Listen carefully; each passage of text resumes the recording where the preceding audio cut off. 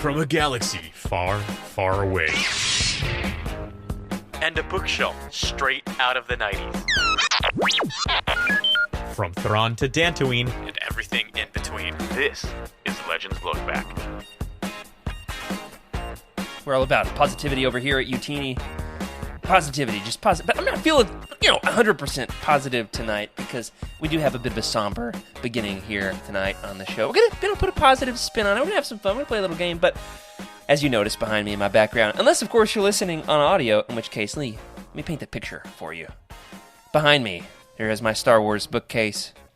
But what's not there anymore is all the fun pizzazz that I had along with it. I had the Death Star lighting panels. Those have been unscrewed and put unceremoniously in the corner of the basement. I had a mural up on top of it of the Tantive V4 on the run from Darth Vader's Star Destroyer from the opening scene of A New Hope that my wife painted for me because she's a muralist. You can hire her at rebletters.com. Anyway, that's beside the point. Didn't ask Corey if I could plug that. Nobody tell Corey. I had to paint over it. It's just gray. I had to paint over my Star Wars room. Can I get like a eulogy? Can we have a Viking funeral for my Star Wars room? We I should. think we would burn your house down. Oh, is that what a Viking funeral is? Pretty sure. I thought it just Burn meant like it Vikings down. came Burn here. it down. Burn it down. If I can't have it, I mean- no one can.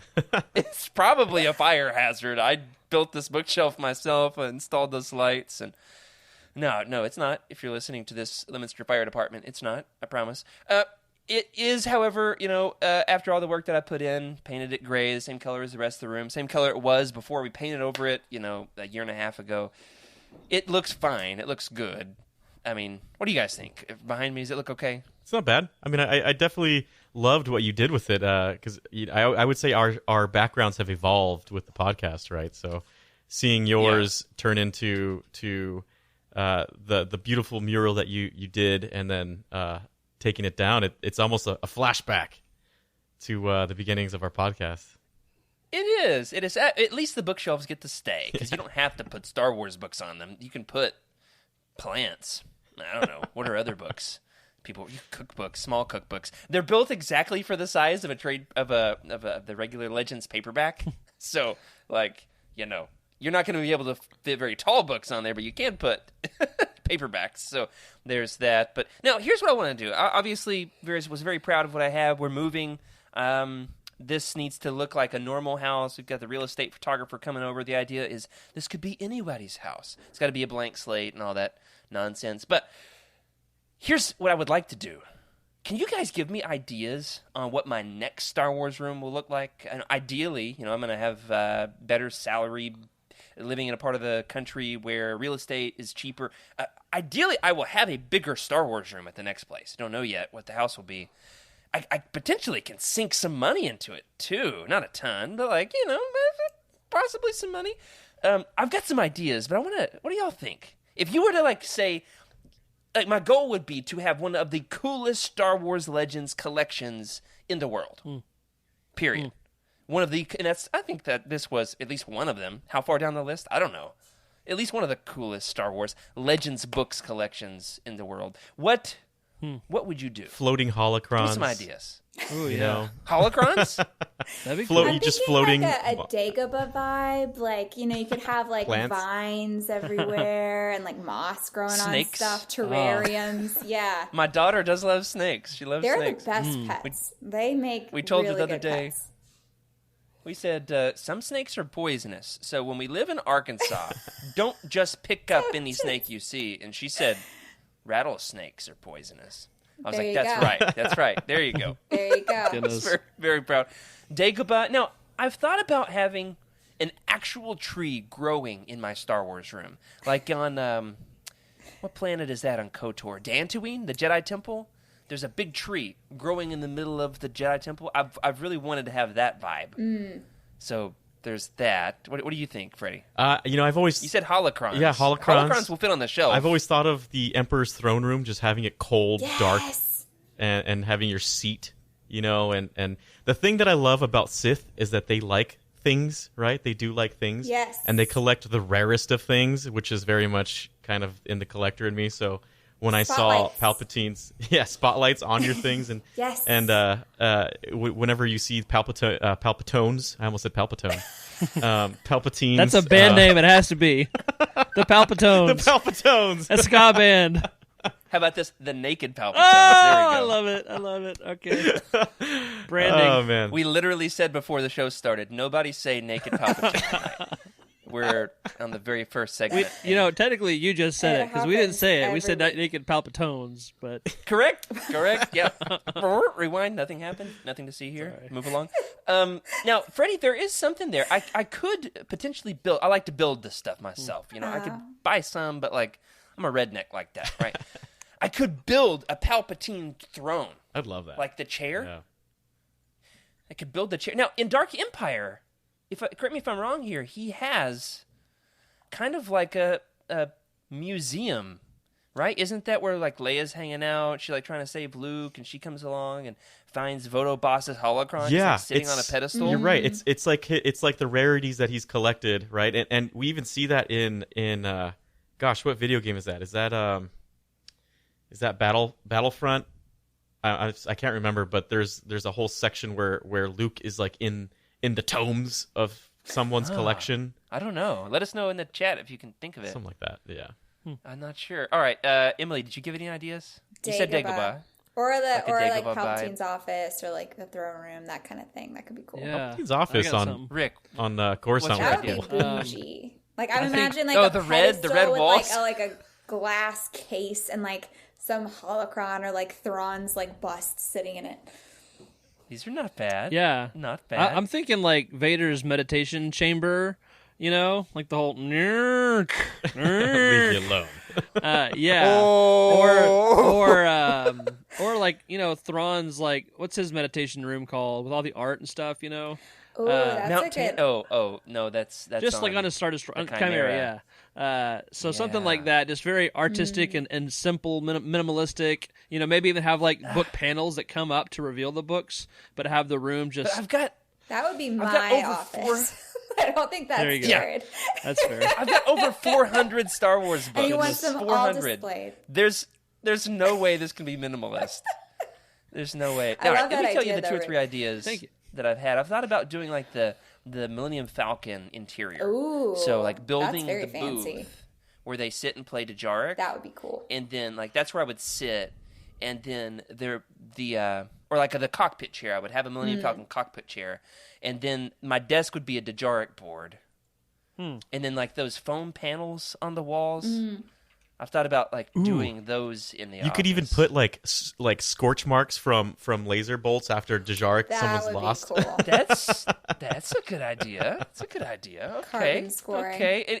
Yeah. Let us know there in the chat if you got any ideas. Help me to mourn properly my Star Wars collection as we're boxing it up. I've already packed away all of the Funkos. Talked about that last week. I boxed up and organized my Pokemon cards this week. Had to paint over the mural, but help me with some ideas. And stay tuned in the Legends Look Back Discord. I will post pictures when I have a new Star Wars room. We can start designing it. And, I'll show you everything I do wrong along the way. But you know what? We're not going to do anything wrong along the way tonight on Legends Look Back. So without further ado, we've got a great, dare we say, a legendary book to discuss tonight. So without further ado, let's start the show. Hello, everybody, and welcome to Legends Look Back, proudly part of the UTNE Podcast Network. This is a Star Wars books podcast for people who like to go crazy with slap bracelets when they want to flirt with their wild side, where we celebrate our rich EU history as well as dive into lesser-known Star Wars classics. I'm your host, Jared Mays, and I'm joined tonight with us at least one more week before we're going to lose him for a couple weeks due to some travel. But we're glad to have you here, looking fresh tonight. Freddie C. Thank you. I'm wearing the Halloween shirt since I wasn't here for the Halloween episode, but I figured, what the heck, we're close enough. Still works. Looks great. It does. I love it. I like that. Yeah. And we also have you hear her over there giving some great ideas on my future Star Wars room. We've got Emily Daybeck back with us once again this week. Hello. Hi, how's it going? I have nothing A special. little bit of this, a little bit of that. Very nice. I'm never quite sure when I'm allowed to talk on this show, so go back to my All the corner. time. with as frequently as I talk, I would recommend always in order to get a word in edgewise. That's a good point. But I'm not the one that presses the buttons. The one who's doing that lets you onto the screen himself is our producer, Rick Grace. How are you, Rick? Hey, I am here. I'm good, man. My family's been sick this week, but we're getting better, and I'm better now that I'm here. But if you hear me sniffle and cough, that's probably why. Well, if they're sick enough, we could always go see a healer named Caleb on the deserted world of Ambria. Do you call him Caleb or Caleb? Because in the audiobook they say Caleb, and it drives me nuts. Well, the audiobook also says, Rancor? Instead of Rancor? Yeah. Yeah. That's fair. So, you know. Yeah, that's true. That's true. I think it's one of the best Star Wars audiobooks ever made. But, I mean, it's just Caleb. It's you can use biblical names in Star Wars. I mean, the protagonist is named Luke. You don't have to zhuzh it up. It's the fact that they're in the Star Wars is what zhuzhes it up, right? You don't have to give it a fancy. What you could do is give it an extra vowel. Hey. We've been talking about over in the Legends Look Back that would do Discord it. channel, right? Somebody made a suggestion. What was it? What character did they say should theoretically have an extra vowel in their name? Who was that? Did you guys see this? Yeah. I can't remember now. No. Jeez. Well, somebody will let us know. A cloned character. I mean, whose name Mithrani Roto, could but have well, but like that was what I Right. said, like as a joke in response. yeah. And we'll find it and we'll let you guys know. Regardless, we all had the normal amount of vowels in our names tonight. However, True. if Freddie misses too many weeks in a row, we're gonna have to see what we can do over there in the cloning facility. We've got a great book for us to discuss tonight. But before we do have some Legends news. I had literally typed in the show notes, no Legends news this week. And then we got hit with, shall we say, a wave of Legends news. Rick, throw it up. Show us what we got. We got a bunch coming in. So what is this, wave 3 now of our Essential Legends collections coming in the spring, or at least next year. We'll see how long they last as far as when they're actually coming. But we have one for Kenobi. It's looking pretty good. Really It's like beautiful. that. Is it like kind of a watercolor style? Yeah. It looks I like love- the classic books in like Barnes and Noble that you see. Yep. Yeah, like it's very much along those lines. Got one for see Darth that. Plagueis as well, and I love this a lot. Oh. Man, I really like all of them. Wedge's Gamble looks incredible. So cool. And then Dynasty of Evil as well. So all of these, they're coming. They look great. I'm excited. I'm gonna have to start So, yeah, we've buying actually some, got you the- guys. You're going to buy some, Emily? I mean, those are beautiful. They are. I would put those on display. My husband will probably try to hide them, but I'll bring them out. I've got 7 of them now, and I'll tell you what, once you start to stack them up, and then like the next wave comes in, and you put them up next to the old ones, it's a fun feeling. You know, it is. what's interesting about those covers is, I've been listening to Bane on Audible, and they just changed the picture of Darth Plagueis, but Darth Plagueis, I've had that in my listening. What, Bane, you mean? Or no, Darth Plagueis, the book. I've had They that already changed it? in my queue. They changed it yesterday, and I was like, wait a minute. No way. That was quick. Yeah, it's very interesting. Yeah. Yeah, it's we got young Palpatine sitting on the throne, and much like Depa Balaba's deadpan stare from from Shatterpoint, we got Darth Plagueis looking over his shoulder, one eye over each shoulder, so perfect, kind of symmetry there. Which of these covers is your favorite, guys? I'm still very much a fan of the X-Wing books, the covers for that. It just looks so nice. Wedge's Gamble looks so cool. It's sleek. It's so sleek, and it just fits the content, right? And I love it so much. Yeah. It's going to look good next to Rogue Squadron. Oh, yeah. Rogue Squadron obviously was a red cover with an X-Wing pilot and some X-Wings. This one is a blue cover with another X-Wing pilot, believe it or not. But there's TIE Fighters in the goggles. Now, what other colors will they do for the rest of the series? Oh, man. It's a good one. Oh, man, yeah. There's only so many colors you can choose from. Well, you got I'll guess purple. you got green and yellow. Man, we're going to go everything.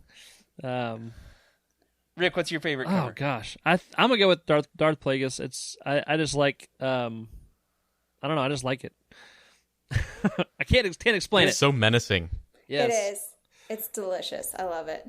That's a great way to Don't put let it. Palpatine hear you say that. I'm sorry. Yeah, yeah. We had some good conversation about this in the somewhere in the Utini verse this week, whether it was on Twitter or Discord or somewhere else, about how there was an actor who the rumor was he was going to be cast as a young Palpatine in one of the sequels, and then that was scrapped. Didn't end up happening. And then I got to thinking, man, wouldn't it be great to have a young Palpatine show? Yeah. Like each week he's doing something slimy behind the scenes. It's like going and training a young, 12-year-old preteen Darth Maul. Oh man, I need it. Emily, what's your favorite out of all these?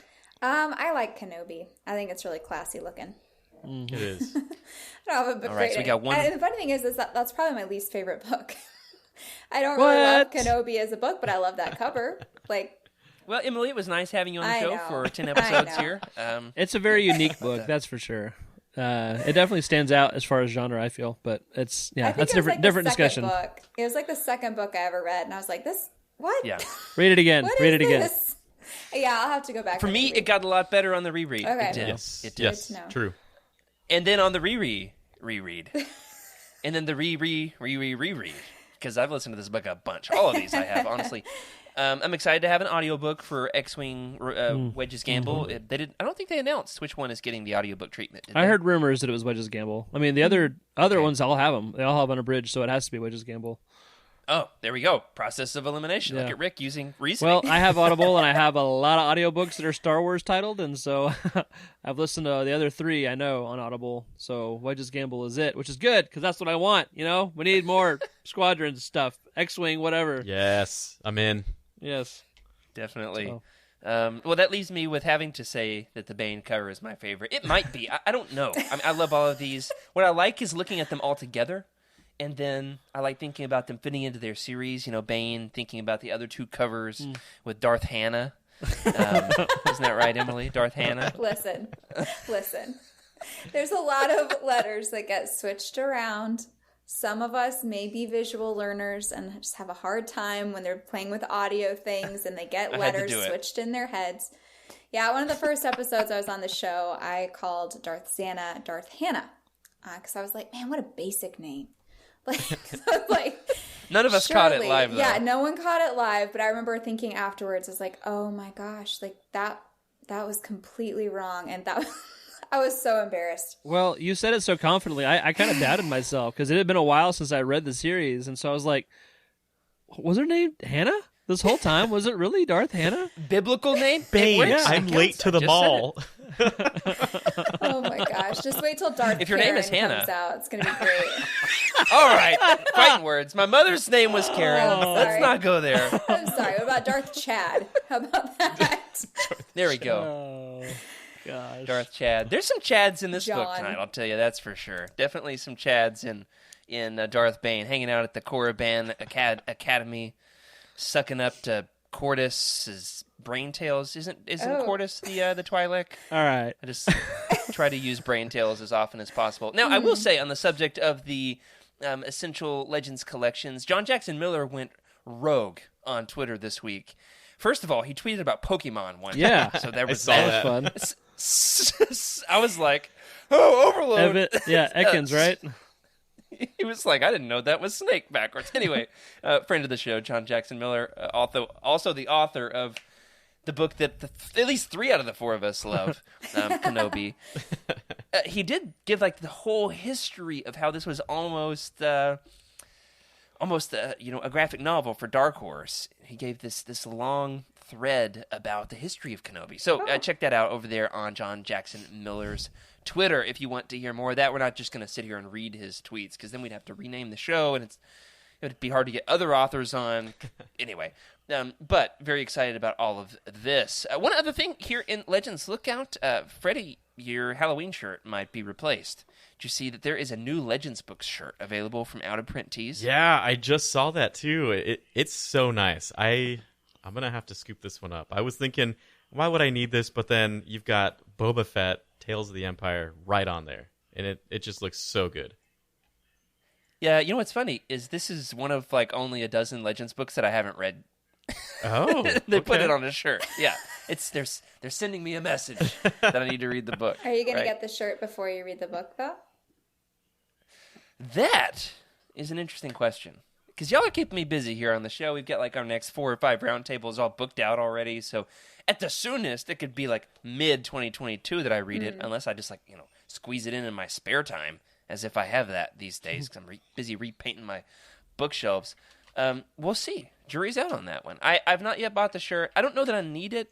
If it was Darth Bane, especially the original Rule of 2 cover, then I would have bought it. That's for sure. But did not buy this one yet. But you can over there on Out of Print. Tonight we are talking about absolutely one of the very best Star Wars books ever written. I mean, hey, we cover some marginal Star Wars books on this show, but every now and then we actually get to cover one of the premier Legends books that you can write home to your mother about, right? Or except for maybe not, because this one gets a little violent. I just got to the part where Bane steps on another Sith and crunches them and then says something like, "The purging of the Sith has begun." And I was like, oh, yeah. It has. Man, yeah, it definitely gets spicy.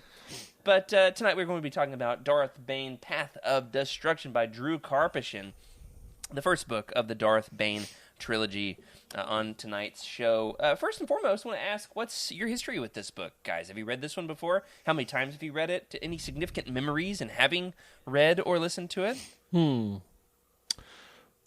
I'll jump in. So this was my second book to read a second time. Rogue Squadron was my first book to reread, but this is my second. I think it was my fourth Star Wars book. I read, the Thrawn trilogy first, and then I'm pretty sure I jumped right into Bane. Really, really good book. And we'll talk about this throughout the show, but I think this is one of the books that is like strangely like a lot of spiritual connections for me. And so it's a little bit of a stretch, I guess, like an anti-hero kind of negative example. Don't be like this, don't follow the path. But I really, really like this book kind of moves me, I guess. And so I'm really excited to be talking about it. Why does this have a spiritual connection? All right, hard stop, record scratch. Yeah. What? All right, so we can get really. I could just see Rick about to slice somebody in half. So that's me right there. Yeah. Oh gosh.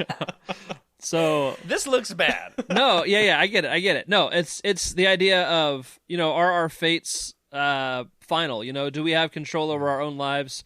Is Bane, is he destined by the dark side to become this menacing figure, or did he have choices that he could have made to avoid where he ended up? And so kind of getting into some of that, and then, like I said, just you can see how one decision, letting into your hate and your passion really consumes him as a person. It's kind of like, a parable of don't be like this. Don't let your consume you and drive you to be a monster. And don't disregard the voices of the people around you, or, the whole idea of being a loner and making the rule of two stuff. Like, it's a warning, I guess, for me. So that's the spiritual connection. I'm not saying I'm going to go out there and be rejuvenate the Sith as a cult or anything like that. So. Yeah, okay. You heard it here on the show. Rick not going to rejuvenate the Sith cult. Right. That's good news. Good job, Rick. Congratulations. Thank you. That is interesting. Yes. That question, though, we're going to come back to that one. Let's for do sure. it. Got to come back to that one. Freddie, you've read this. Yeah. You've read this. How many times have you read this? What was your first time reading it? So believe it or not, what's the scoop? This is one of those books I hadn't read often, mainly because of the cover art. Just looking at it, you're like, I don't think I want to read that one. Now it's different, right? What, eyeliner Darth Bane? Yeah, eyeliner Darth Bane in some VFX. Yeah, it was terrible. But I remember this is actually, I was in college and I was going to the library to buy my textbooks. Like, this is first years of college. I don't know what I'm doing. I see Bane, and it's in 2006, and it's a fresh book, fresh cover, hardcover. And I'm like, you know Still what? smelling good. I'm going to buy this instead of the things I need to buy. Yes, What? Freddie. Yeah. Not in addition to, instead of. Yeah, I just went to get that. I was like, I'll get the books later. Like, there's long lines. Go read this book. I'm gonna go start reading this. Who among us? I mean, we've all been there. That's right. You Wow. go to the grocery store for milk and bread and toilet paper, and you come home with a Star Wars book. I mean, sometimes you're just destined for these things. Yeah, so it was the first book I read in college. Nice. Nice. Yeah. Nice. Excellent. Emily, you've read this one I have. multiple times now. 2 times, 2 whole times. So this is Wow. my second time reading this. And the first time I read, I think, the ebook. And then this time I listened to the audiobook. And oh my gosh, I love it even more now. It's just incredible. I think it's probably my favorite book in Star Wars, truly. That's awesome. Oh, nice. Now, I'm excited for us to talk about the trilogy as a whole. We're going to get to the next 2 books early next year, spring and summer. We'll do Rule of Two and Dynasty of Evil. I think this is my least favorite of the 3. Really? So we'll have to kind of fight. And we're going to get into why here in a second. It's a little disjointed for me. A little disjointed. That's my word. Disjointed like all the severed limbs in this book. A lot of severed limbs. A lot of crunched noses. It's bloody. It's gory. That's true. I will say, and I told this story on episode 13. Eric and I covered this. Freddie dropped out at the last second. Was like, sorry, guys, I can't make it. And it was just me and Eric. Like, all right, Eric, we're talking about this book. Over on the audio podcast before we were doing this live. So, if you want to hear Eric's take on Darth Bane, Path of Destruction, it was a real banger of an episode. We're asking some slightly different questions tonight. There's some overlap, but we have 3 people you have not heard before. But this story, it's got to happen again. All right, everybody just play along like you've not heard it before. One of the youth ministers in my hometown in Arkansas. Rick, did you ever meet Donovan Fox? Oh, yeah. Isn't that a great? I know him. Isn't that a great Star Wars It name? is. Wow. He's a good dude. I mean, it sounds like a Star Wars character, doesn't it? Oh, yeah. Agent. Yeah. He called me to his office. I was at a youth event in his church. He's like, Jared, I hear you're a Star Wars fan. Come look in my office. And it was like this. He had, up above his desk, like Bible, Star Wars book, Star Wars book, Star Wars book, Star Wars book. What? And he loaned me, right before vacation, he loaned me 2 books. He was like, all right, here's 2 that I really love that you might like. He handed me very different books, mind you. Darth Bane, Path of Destruction. It must have been right after it came out as a paperback, because this was probably 2007 at the latest. So, I mean, it must have just been a fresh paperback. He hands me Darth Bane, Path of Destruction, and Tales from the Mos Eisley Cantina. I read them both on the beach with my family. My parents are like, Jared, you want to go get ice cream? I'm like, no. I'm deep in the archives on Korriban learning about Darth Bane's vision for the Sith. Yeah, that's not an ice great cream stuff. book. So There's nothing like having a book tan. a book tan. Yeah, I mean, I'm sure I returned it to him full of sand. I mean, like, you can't take a book to the beach and have it come back intact. So, huge shout out there to Donovan Fox. Yeah. Emily, tell us a little bit about the series, the trilogy, some of the stats here on when these came out and all that good stuff. Sure. So this one, Path of Destruction, was published in 2006. The next one in the series, The Rule of Two, was published in 2007. And then the final book of the trilogy, Dynasty of Evil, was published in 2009. What's fun is I got Dynasty of Evil. I bought the hardback day of. Like, I went down to local bookstore, bought it hardback the day it came out. Like, I was dying to read this thing. In our goofy family tradition is, like, if you get birthday money from, like, a grandparent or a relative, you know where I'm going with this, Rick? Yeah, I remember this story, I think. Okay, yeah. If you get birthday money, you got to show where you got what you got with the money. Oh. And my mom on Christmas Day was like, son, show your grandmother what you bought with her money. Oh. Dynasty of Evil. Okay. I hold up, like, very conservative Christians. I hold up this book called Dynasty of Evil. I'm like, yeah, Grandma, I'm going to be reading this, so please stop talking to me because this book is amazing. And her quote was, okay. That's all. She actually just passed away a couple weeks ago, so shout out to Grandma for making it on the pod. Yeah. Shout out to Grandma, absolutely, for gifting me what is now a quite rare Legends hardback. Yes. I mean, tough to get, quite expensive. Now, here's the thing with Darth Bane. I want to get a little bit of feedback here, play a little game here with us here live in the chat. Please let us know, participate here with us. Do you know the origin of Darth Bane? Who created the character, first and foremost? Second of all, when was Bane's first appearance? I'll tell you this much. It may or may not be in this book. The first appearance of Darth Bane. I don't want to spoil it, Emily. You can't answer that you think he was created for this book by Drew Karpyshyn, and that the Path of Destruction is the first appearance of Darth Bane in Star Wars publishing. That's a perfectly valid answer. I don't want to spoil it. It could be a trick question. See what I'm saying? Okay. Well, that was. I don't actually know. Yes, chat. Please play along. I don't actually know. I thought this was the same. I thought this was it. All right. Like, So hello. Okay, so that's the thing, is you would think this is it. Right. That this is the origin of Darth Bane. But it's not. It's not. This is not Darth Bane's first appearance. This is one of my favorite Legends fun facts to burst people's Legends bubble with. And so we're bursting it. Sorry for all the popped bubbles out there, but I'm telling you, it's a fun payoff. It is fun payoff. What do you think, Rick? I honestly am going with Emily here. I'm not even sure where. I thought it was this book. But yeah, I clearly was trying to think. I mean, Darth Plagueis was written after, and so that wouldn't be it. Yes. Unless it just was in George Lucas's mind as part of, his big, just a random detail, similarly to how a lot of Ralph McQuarrie art will get repicked up and a character will be brought up out of something. It might have just been like a snippet that existed somewhere. Bing, bing, bing, bing. This is a George Lucas creation. Oh, cool. Ooh, Correct. G-level canon. Yes, George. Nice. Well done. But Thank you.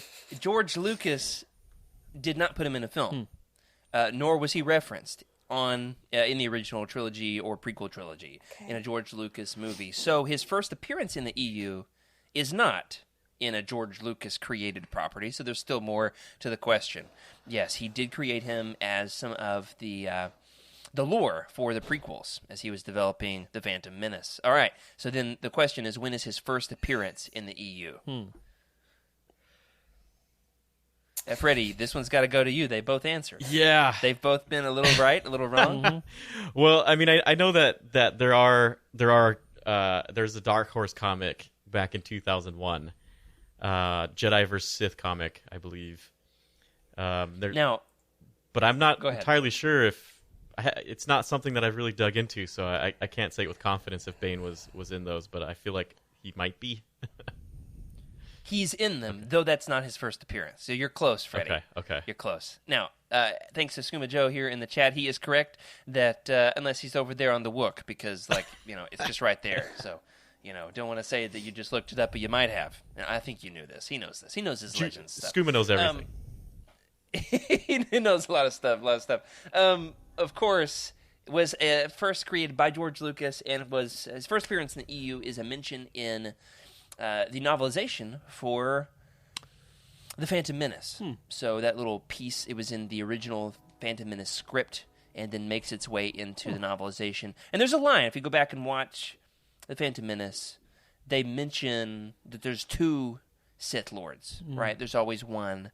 There are no more, no less. No more, no less. Sure, right. That line is in the movie. But then Darth Bane, right, makes first appearance in the Phantom Menace,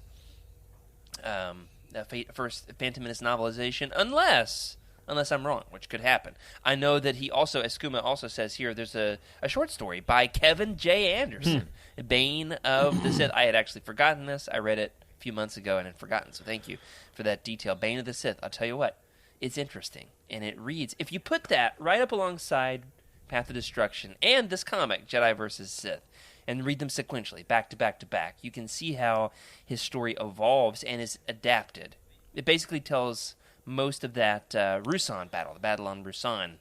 It tells all of that, and so this book adapts that. That's why I think this is not my favorite book in the trilogy. It's a little disjointed in the way that it adapts the source material, because it basically forms the final third of the book, and all of that had been written previously. So, if you didn't know that, I would highly, highly, highly recommend checking out the 2001 Dark Horse comic Jedi versus Sith. It's a 6-issue miniseries. The writer is Darko Makan, the penciler Ramon F. Box, and cover artist Andrew Robinson. Now let me ask you guys this. Who is your favorite Bane, at least conceptually, visually?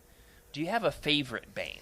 I think we've got some images here of Bane's various looks, Bane's various looks over the years.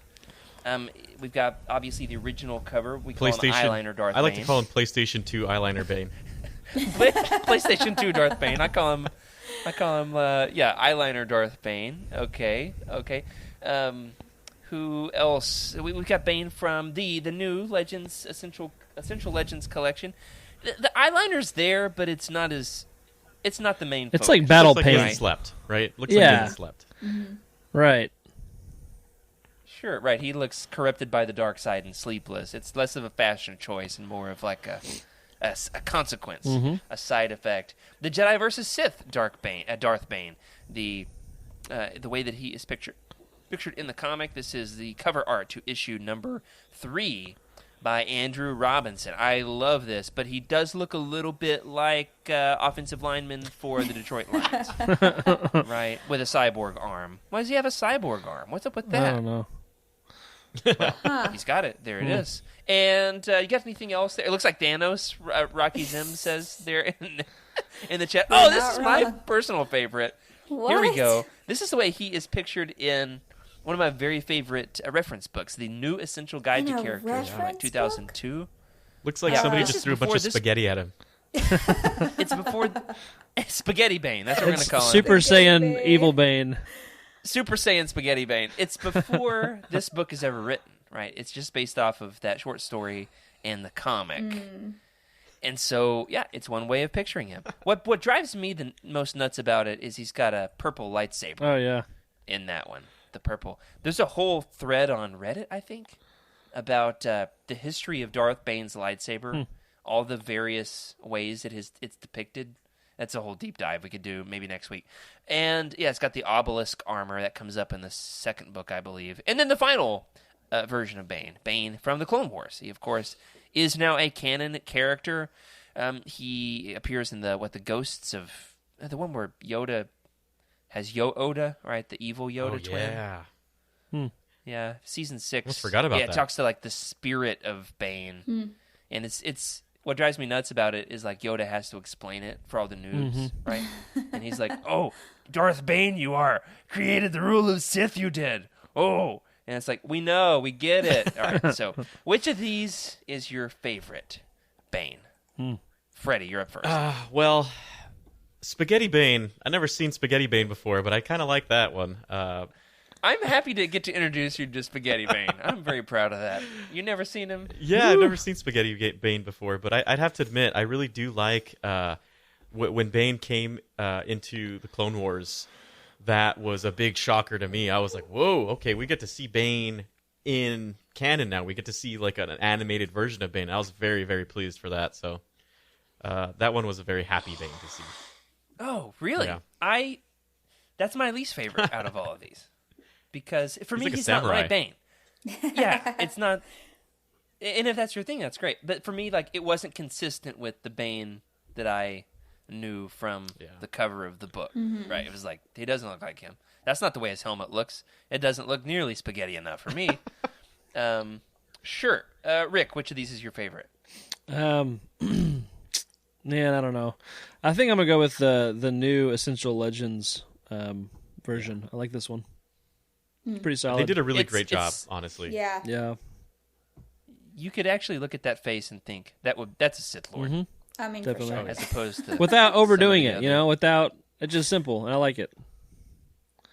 Definitely love that kind of pencil-y style. Emily, what's your pick? I gotta go with the OG, the Path of Destruction for me.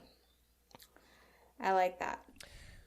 The eyeliner Bane. Yeah, eyeliner Bane. Because that was my first Bane. So I was like, okay, that must be what he looks like.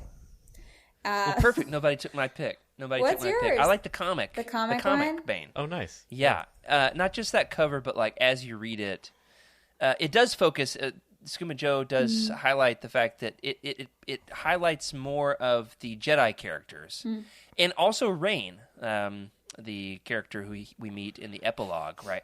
Yeah. The little girl and the bouncers, the little critters that hang. You're like, what are these things? That's well, so the comic. random. They're comic details. That's what they are. They work perfectly in the comic book. Okay.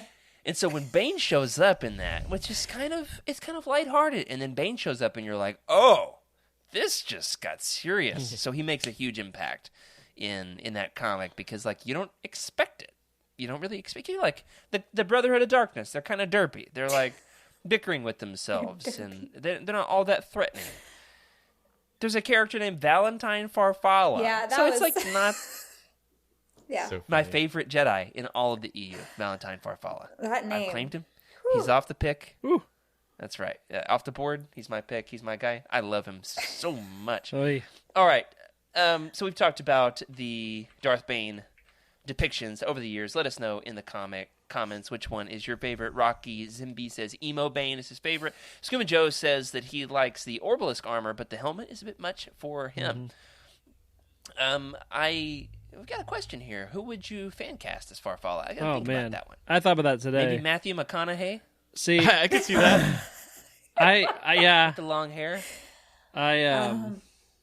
What's Keanu Reeves. No, it's not Keanu Reeves.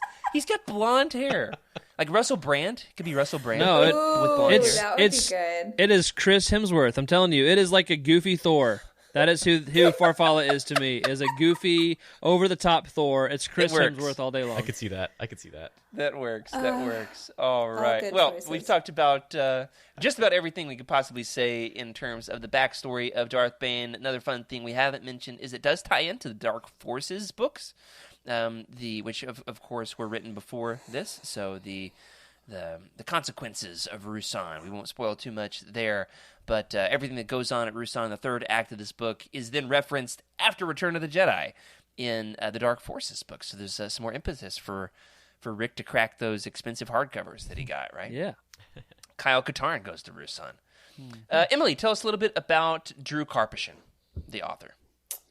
Well, he wrote this. He What would you like to know about him? Well, yeah, that was it. That he's the author, Drew Karpyshyn. No, Yeah, I was about to here's say, the I was real like, there's- question.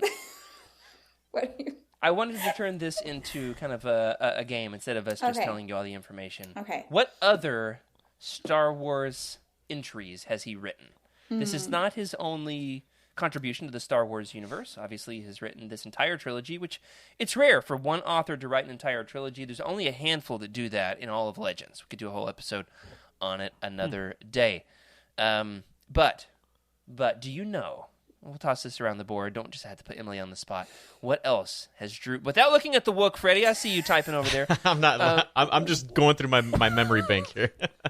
What other Star Wars entries? And I'm not just saying books. Okay. What other Star Wars stories has Drew Karpyshyn written? Do any of you know any of them? Well, There's a handful. I feel like I know 2 books, but I'm not entirely sure because it's been a long time since I've touched them. I'll talk about one of them, and maybe Rick can sling out another one. But I feel like Revan.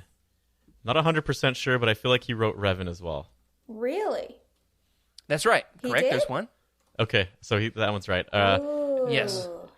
That was going to The be ne- my guess, so I'm half out. I can maybe come up with something, but yeah. And I'll give you this much. That answer is a clue to what the next thing is, to one of his other entries as well. Did he write the Yeah. other 2 Darth Bane books? Well, he wrote another Yes, one. Yeah, wrote the this trilogy. wrote this whole trilogy. Yeah, right. he wrote another one in like the Old Republic era. Yeah. That's correct, Freddie. Deceived. Okay. And Annihilation. There you go, Annihilation. Okay. yeah. That's the Ooh, one. I'm gonna Isn't have to there a read fourth those. one that's not? It's like is there four of those or is just 3? 4. What's the other one? Fatal Yeah, Alliance. He wrote Annihilation. Annihilation. Did he yeah. write 2 of them? I don't think so. I don't want to do the thing where I don't know if he's turn written around and look anything at the else. bookshelf and not into the microphone. I don't think he's written anything else other than those 2 books, or Okay. obviously, Yeah. of course, Bane, but Annihilation and Revan. I can't think of Right. anything else other than that. Yeah. I'll give you a hint. He wrote a video game. Oh, You can write that? Somebody's got to come up with this story. Yeah. I guess that makes sense. I never thought that people. Now, did he do anything with the Old Republic? KOTOR? That's right, He Emily. wrote KOTOR? Knights of the Old Republic. He is the lead writer on Knights of the Old Republic. Wow. That is probably, other than this, his biggest contribution. Those are the pretty expanded universe. pretty massive contributions. Yeah, they are. That they are. Yeah, that's they are, big. Also wrote on Mass Effect. Yes, thank you to OK Endar for hanging out and giving us that answer. Also says he did write some Star Wars: The Old Republic stories, which I just beat the game. The main story Good this job, week. Jared. There's still so many expansions, though. So many expansions. I definitely feel like wife- Drew Karpyshyn. He's definitely a very underrated author in Star Wars. Not as celebrated as some of the others, but he's produced some after great works. hearing what he's done, I'm like, I think he's probably my favorite author, actually. Because everything you listed, I was like, okay, those are my favorites. So I guess I must really like him. Well, hey, perfectly acceptable for you to say this is your favorite Star Wars author. Nothing wrong with that. Nothing wrong with that at all. So yeah, those are his major contributions. There are 4 Old Republic books. He wrote 2 out of the 4, Bane and Annihilation. Okay. And so you were right. He did write more than one. Of course, being Revan and Annihilation. What's that? I was just trying. I have to fill in the blank. So the other two is that Paul Kemp that wrote one of the other two, or who is it who wrote? Yes, right. He wrote one of them. Okay. Sorry. I don't know the That's other. okay. It's okay. I don't mean to rabbit hole there. My brain had to have some. I pride myself some on knowing most completion. of the stuff, but live on the show, you instantly forget. I know. everything. Yeah. That's for Yep. sure. I still haven't beaten the game, by the way. Still haven't beaten the game. Got to do that. What, Knights of the Old Republic? Yep. Still got to do it. Where you at, Freddie? Usually in the cantina gambling. I can see that. Hanging out with the... Or do you do the dance with the Twi'lek? Yes. There's like a game Oh my where you have to do the gosh. dance with her. What? I That's part don't- of the Yeah. game? Haven't She's gotten like to that level embarrassed yet. and not a very good dancer. And so if you dance with her, you get light side points. Yeah. Are you serious? Right? Make her feel comfy. Does she give you Yeah, something at the it's end? great. Like a. Oh, you don't want to know. You don't want to know. Okay. So you got to play it and find out. I actually don't remember.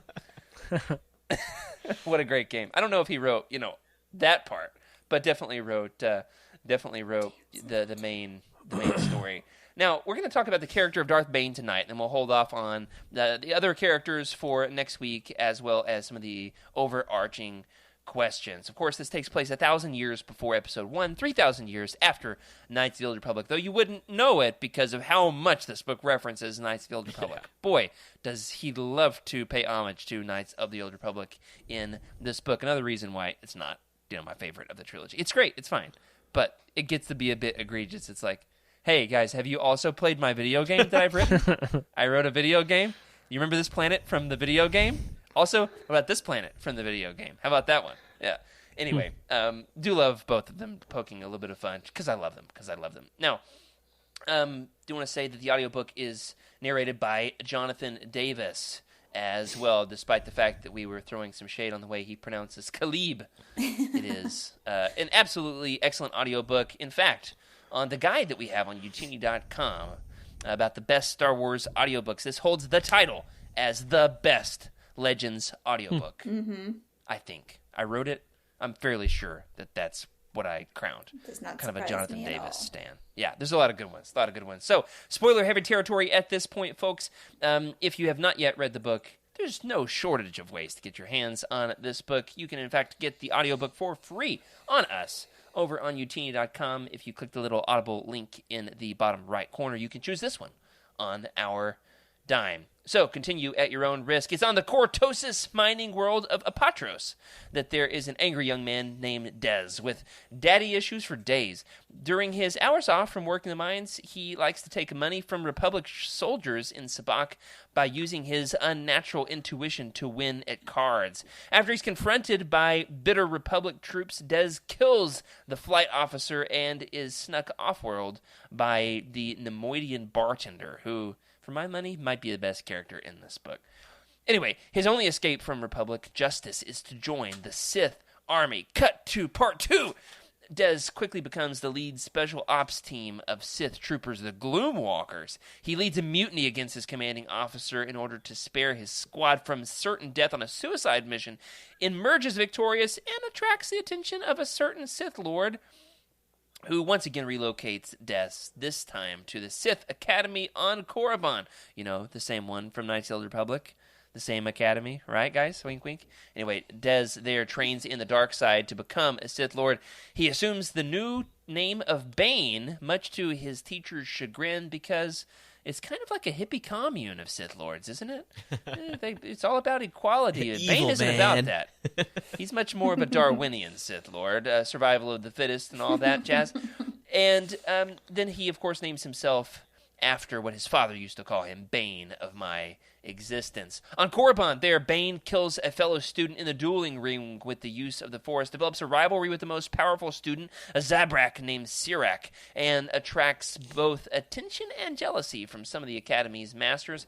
Bane feels guilty for killing Sirak, goes through a bit of a depressive stage, and then meets a girl who totally just snaps him out of it. And, her name is Githany, and she's awesome, and there's a whole thing there.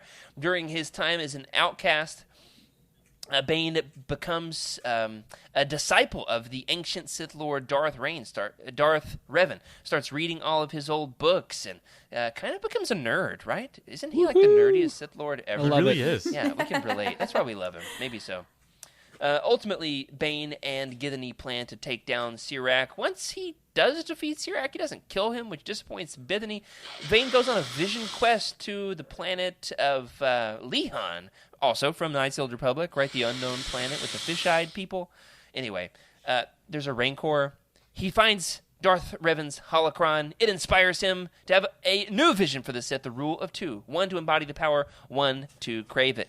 Bane travels to Ruusan to join Khan's crusade against the Jedi, tricks him into a last-ditch effort to win the war by unleashing an ancient Sith ritual, the Thought Bomb. Khan and the Brotherhood of Darkness perform the ritual, trapping 99 Jedi in an eternal cave of oblivion, but much to their surprise, they were trapped right alongside with him, that dastardly Dark Lord Bane. The book concludes with Bane stumbling upon a young girl named Rain on Ruusan, who had accidentally killed a few Jedi, and she leaves with Bane to become the new Sith apprentice to the Dark Lord of the Sith. Freddie, lead us off. Rate this book on a 1 to 10 scale. How high does this rank among the great Legends books of all time? Again, audiobook is phenomenal. The story is good. I like the story. There's nothing wrong with it, in my opinion. I see your point of view, how it's a little disjointed. As we go into more of the Bane trilogy, I believe it just gets way better. But it's a good start, I think, and I'd give it a 7.2. 7.2. Whoa, that's kind of low for one of the greatest Legends books ever. I mean, I know I poked some fun at it, but like, come on, Freddie. Wow. What are you trying to do? Get kicked off the show? I know you're Truce gone of for like the Bakura next few weeks. still up there. It's got to compete with the Raptors, the space Raptors. This is not. If you love the sci-fi Star Wars books, this is not one of them. No. This is like you do. a classic. I would call it a fantasy, right? It's a fantasy sci-fi, if anything. It's like his character heavy development. Yeah. Right. What's the hero's journey? It's just a dark side hero's journey. Certainly. Emily, what's your rating? Surely higher than Freddie. 9.4 for sure. Nice. 9.4. Whoa. That's probably the right score. Man. I mean, let's be honest. I gave it a 5 on Goodreads, and I don't give 5s. So I absolutely loved it. I find the star rating stressful, so I don't give anything any scores. I just say, I finished the book, leave me alone. That's fair. Rick, what's your rating for this one? So I actually liked the segments in the book and thought that it's a masterful job of connecting the different eras. It flows really well. A lot of times when there's a huge chunk of time explored in a book, I just can't. I get like whiplash. But I tracked pretty well with this, so that was I really enjoyed how he kind of went through those segments. I've got some issues, I guess, with it. Maybe like some of the same reasons I like it, like I talked about earlier, just the philosophical questions and how the Force works, how the dark side of the Force works. But, I guess, I don't know, one of my qualms is that Bane could be darker, and you don't really get that. Right. And so... He's kind of a good guy in some ways. Right, and he's violent, and that's pretty dark, but, like... I just kill a whole family. Not dark enough. It's pretty dark, but like Rick. He does a lot of nice things before he kills the children, okay? Yeah, I mean, it is dark. Yeah. It is dark. Don't hear me wrong, but I don't know. But I'd probably give it an 8.5. Yeah, I think I was going to give it an 8.5 just to be different. I'll give it an 8.4. There you go. Right, wow. All right. And here's the thing. You said it's very easy to read. It flows really well. It's easy to track with. That's actually one of my complaints. I think it's too easy to read. It's too sequential. There's nothing along the way where you're like, what? Hold on, what's happening here? I got to really think about this and sink into it. It's like cotton candy. Yeah. It just is so easy to digest, which is good. Yeah. But like, I just read Ronin. I'm reading it right now. Ronin. Don't spoil it. It's that one's tough. It is tough. I mean, like, it's every sentence is, and I think too much so. Yes. Every sentence is shooting for the fences for a home run, the most important sentence ever written in the history of literature. Yes. This book only gets there on one or two occasions. I agree with you on that, Jared. I was thinking the same thing. And so I think this one's too easy. Too easy whereas that one's to too read. tough. Bane's not dark enough. What is wrong with you?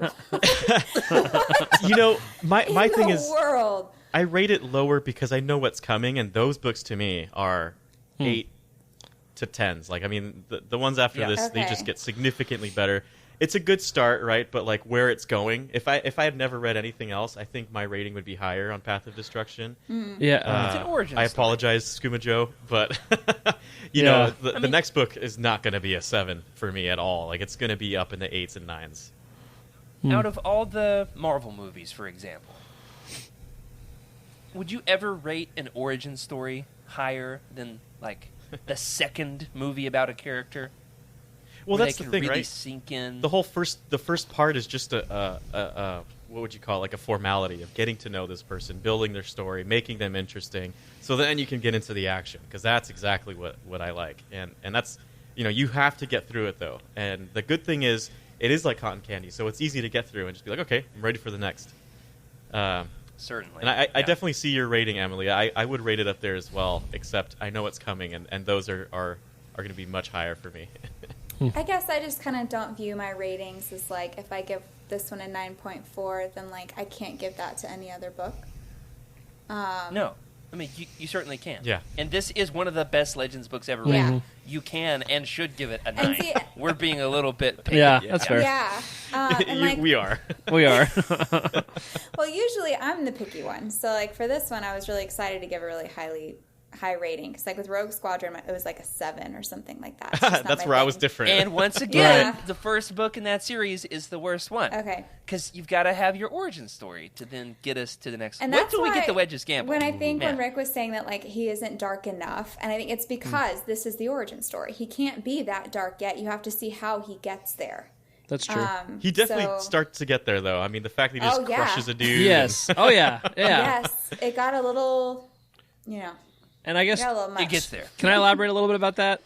Yes. So I'm thinking out like why would I want it to be darker? I think because like, all right, this is really lame, but I'm a youth minister, so it's for the children, right? I'm thinking about the children, and I don't want people to read this book and be like, I can relate with this And guy, I can be relate like to him. Bane. And so Oh, he's man. almost too relatable because he's I also have been daddy through... issues. I should Yeah, kill people. exactly. Right. No, you don't want Exactly. that. No, Rick. Don't go from here to there. Rick, I'm so glad you brought that up, because during my read of this book in my current life, you know how every time you read a book or watch a movie, you relate it to your current self? Yeah, and maybe totally. some of your past. I saw like the whole development of Bane, and I was like, oh my gosh, like we have a lot of the same traits, but then there's a clear like chaotic good, chaotic evil. Right. I guess I'm chaotic good. I don't know. Yeah. But there's a clear delineation. I'm like, oh yeah, I would not kill those kids. Right. That's Yes, That's good. That's crosses good. the line. Yeah, It's Freddie. relatable. Like you're like, okay, I can see how a person would make these choices, Yeah. and then he crosses the line, and you're like, That's okay, true. well that's where it that's a ends. Sith. Yeah. Yep.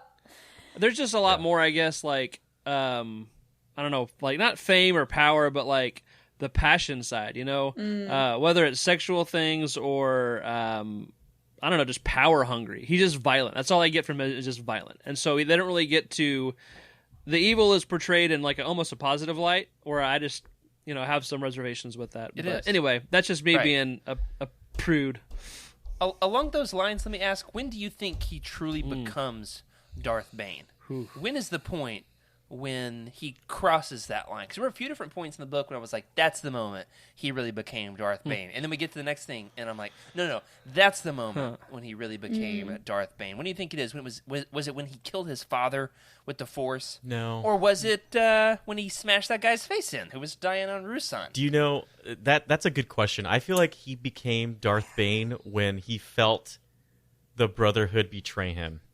If they had not betrayed him, and if they had kept him involved and not just like ostracized him, because in any culture around the world, being ostracized from your group is like the worst form of punishment all over the place. It doesn't matter where you're from. It's like the worst thing you can do. And I feel like that moment where they were like, he was like, fine, go out there and look for your stuff. You're not going to find anything. And just being abandoned like that really pissed him off. And I think if they let him just kind of do his thing, it might have been a little different, but maybe not. He was still going down an intense path there. So yeah, I mean, he literally goes into the wilderness. Yeah, isn't that usually when a character finds themselves? Like, that's a pretty clear illustration, I think. I agree. I agree with Freddie on that. Yeah, kind of like in The Office when Dwight says that he was shunned for a year for peeling a beet the wrong way. Is that the thing? I don't remember. Oh, Dwightisms. Dwight and Bane. It's exactly the same thing, right? It's the same. Same. Thank you. Goodness. No, I also thought maybe it was when he killed Cordis. Yeah. And said, and I think that duel between him and Cordis is one of the best scenes in all of Legends. Like one of the coolest lightsaber battles ever written. Well, and the way he justifies it too is so great. He's like, well, if he was supposed to be on my side, he wouldn't have died. Yeah. That is true. That is where he kind of starts making cutthroat decisions about like people's lives no longer matter. It's only the mission of restoring the Sith to glory. But I will ask the question though, was the dark side influencing him to become the Darth Bane, like that Darth title? Was that really his destiny and he had no control over it? No, he definitely made conscious choices. This is the question. He definitely did. But I don't know. This is the question that Rick asked earlier that I thought like that one's really worth discussing. Does the dark side shape Bane's fate? There's a few points like this in Legends where there's kind of like it's implied that the dark side created a character's evil path. Like when Plagueis goes to visit Tatooine. It's implied. No, it's when Plagueis is doing some experiment with midichlorians, and it basically wills for Anakin to be born. Right.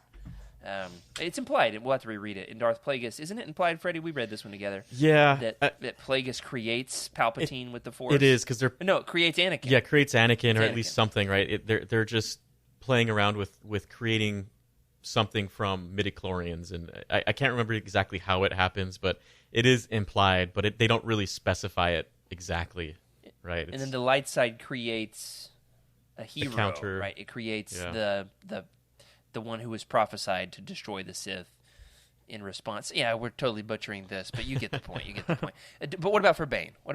Was he destined to become the one to save the Sith? This is where I see... it's funny because I feel like the Sith are literally the product of bad mental health. Yeah, right. Like, not even trying to joke. A good therapist on site. But like, if there was a therapist and a good school counselor, and Bane, had a different, yes, he could have had the troublesome background, but if he had the therapy to get him through that and understand the other stuff and possibly get him away from that, he might have been the best Jedi ever, right? And so this is where I think it's really his personality, and he's a martial artist. Come on, guys! Like I read those martial arts scenes as if it was me, and, trying to perfect the moves, being in the dojo like hundreds of hours just trying to get it. And did you like the part where he has to like learn the form as opposed to just learning his opponent's weaknesses? Totally. Like you've got to master the form. So good. I love that whole thing. I bet you did. But also like his personality is like I'm not going to be okay at this. I'm going to be the best. And I think the Force is also like part of that, right? He's going to be the best at whatever it is, and he's just going to take the path that he's going to take, whatever path that is, right? And he's shaping it around himself. That's how he creates waves. It's not the other way around. Mm-hmm. So yeah, it's a good one. We could talk about this all night. It's an interesting one. Yeah. I'm not sure I've got a perfect answer. Yeah. There's a few points in the book where it seems like the dark side is steering him. It's a good thought experiment there, Rick. Do you have an opinion one way or the other since it's your question? I mean, I've been kind of chewing on it, but both and, I think that the dark side opened a lot of things, a lot of possibilities. But yeah, Freddy, like you said, he definitely everyone said that he's made a lot of choices, so his choices got him there, and there definitely were some defining moments. So I don't think he was trapped in that track, but I think that the track was kind of already beaten for him, plowed ahead of time, so he could just follow it pretty easily. I'm gonna bring one more thing up, Rick. What do you think about this? So putting the whole Force into perspective, right? It has to balance itself out. The Jedi are fairly strong, and the Sith are getting weaker. So there needs to be something more on the darker side of everything, right? If we look at it in that aspect. So it's a toss-up. Yeah, that's fair. Even though he pretty much wipes out the Sith Order, but he makes it stronger in the process. So yeah, it's still kind of a it's good. Gray Jedi solve every issue. Yeah. Bane let's is a great just meet Jedi. in the middle. Well, there was a great quote. I have to find it and see if I can post it in the Discord or bring it up for next week. That the lines between dark and light were being blurred in the War on Rusan. Oh, yeah. Where the Jedi were becoming... There was very little difference between the Jedi and the Sith. Mm-hmm. The Jedi were becoming darker, and the Sith were... Master Hoth. Not really all that evil. Yeah. Sure. Man, I thought that was one of the better quotes in the book. Well, we are out of time. We have so much more to discuss as it concerns the other characters in the book. We'll talk a little bit next week about Githany, Khan, even Hoth, as Freddie has just mentioned there. But before we do, that'll be it for tonight. I do want to give you a heads up that after this we will be doing the Boba Fett Blood Ties omnibus in December. But then, hey, if you're wanting some more Darth Bane in your life, we will be doing Darth Bane Book 2 in the spring. What is this one called? Rule of Two. That's helpful that Book 2 is called Rule of Two. Easy to remember. We're doing that one in the springtime. Next week we'll be doing part 2 on this roundtable, so stay tuned for more for us next week. Thank you for joining us here on Legends Look Back. We want to thank our incredible patrons for your amazing support. What's awesome is we even have a couple of new ones up on the roster this week. A special thank you to Cheryl Bell, Patrick Ortiz, Carl Sander, OK Indar, and JG Kars on our Jedi High Council, as well as Elizabeth Cloutier, Jason Mitchell, Sally and Chris Eilerson, Freddie C., Earl Q, Tyler Latour, and Matt Billington on our Alliance High Command. Thank you for your amazing support. It's fun to have some more ones to read there, isn't it, Freddie? It always is. It always is, for sure. Remember, everybody, to sub to this channel if you're watching on YouTube and leave us a review. If you're listening on audio, leave us a review in your favorite podcast platform of choice. We could use a few of those, and they go a long way to help more people find the show. If you'd like your thoughts read on the show, you can email us at legendslookback@utini.com. You can send us a message in the Legends Look Back Discord channel. You can leave a comment on this episode on YouTube, or you can find us on Twitter. The main account is at Legends Look Back. I'm at Jared Q. Mays. Freddie. At Wake Up Freddy. Rick. Hey, Rick_Grace. I forgot my thing. and Emily. At Darth Daybeck. If you're looking to buy some of these books, such as Darth Bane, Path of Destruction, or if you're going to want to get a head start on Book 2 for the springtime, you can go on over to utini.com, click the Amazon link in the profile, or if you've read this and want to let us know what you think, you can leave us a review there as well. Remember, everybody, keep the Utini fan code and be a force for positivity in the fandom. May the Force be with you. This is a Utini broadcast.